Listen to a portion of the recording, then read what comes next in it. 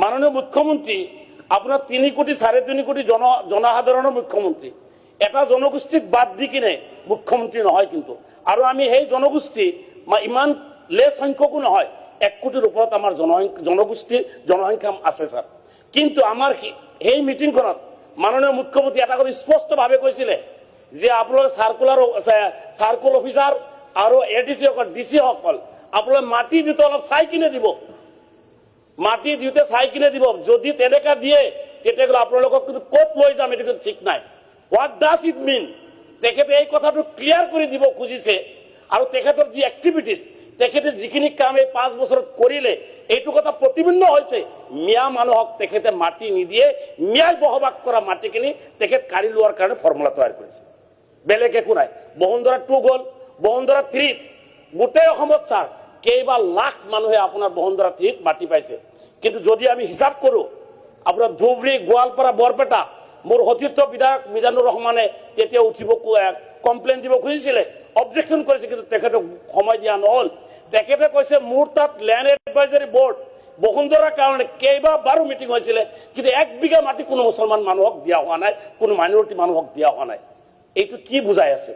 আৰু তেখেতে মাটি দিব যে এই আজিৰ এই সদনত কথাটো তেখেতে ক'লে যে চৰ অঞ্চলৰ মানুহখিনিক মাটি দিয়াৰ কাৰণে বিধি ব্যৱস্থা কৰে একেবাৰে 100 গুখাত মিছা কথা তেখেতে মাটি আমাক নিদিয়ে আমি এটাই আহ্বান কৰিম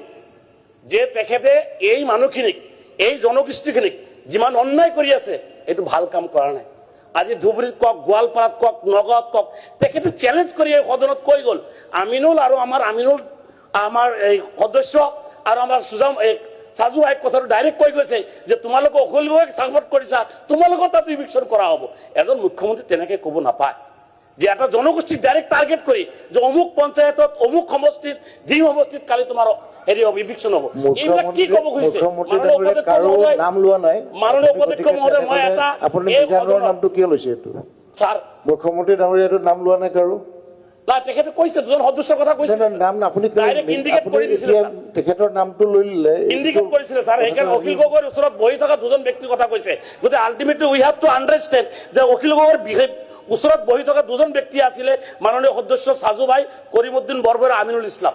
গতিকে তেখেতে মাইনৰিটি বিধায়কসকলক এই কথাটো ক'ব চিটানি দিব খুজিছে যে আপোনালোকে বেছি কথা নক'ব ক'লে আপোনালোকে উচ্ছেদ হ'ব এই উচ্ছেদৰ ভয়ৰ কিমান দিন দেখাব গতিকে এজন মুখ্যমন্ত্ৰী হৈ আমি কিন্তু এইটো বিচৰা নাছিলো আমি এইটো দাবী কৰিম আজিৰ এই সদনত আপোনাৰ জৰিয়তে যে আপোনালোকে চৰৰ মাটিখিনি আপোনাক হেৰি কৰক এনসি যিখিনি নন কেডেষ্ট্ৰেল যিখিনি আছে সাৰ্ভে কৰক আৰু যিখিনি প্ৰাপ্য মানুহ বহু মানুহক আপুনি ইভিকশন কৰিছে গোৱালপাৰাত কৰিছে ধুবুৰীত কৰিছে নগাঁৱত কৰিছে ইভেন দৰঙতো কৰিছে বহু মানুহ আজিও আপোনাৰ মাটি পোৱা নাই সেই মানুহখিনিক কমসে কম থকাৰ কাৰণে অলপ মাটি দিয়াৰ বিধি ব্যৱস্থা আপোনাৰ দায়িত্ব আৰু কৰ্তব্য বুলি মই ভাবো এজন মুখ্যমন্ত্ৰী হিচাপে মাননীয় মুখ্যমন্ত্ৰী মহোদয় মই আপোনাক বাৰম্বাৰ এটা কৰজোৰ অনুৰোধ কৰিছো আজিৰ এই সদনত যে আপুনি আমাৰ এই মানুহখিনিক আৰু অন্যায় নকৰিব এই দুখীয়া মানুহখিনি অন্যায় নকৰিব এই কংগ্ৰেছে যেতিয়া 50 বছৰ ৰাজত্ব কালত মই কথা কথা তেখেতৰ জপিয়াই উঠিছিলে কিন্তু সঁচা কথা যেতিয়া কংগ্ৰেছ সৰকাৰ আছে তেতিয়াও তেখেতসকলে আমাৰ মানুহখিনিক ভোট ললে মাটি দিলে ঠিক তেনেকৈ আজিও আমাৰ মুখ্যমন্ত্ৰী ডাঙৰীয়াই সামগ্ৰীত ভোট ললে আমাৰ মানুহৰ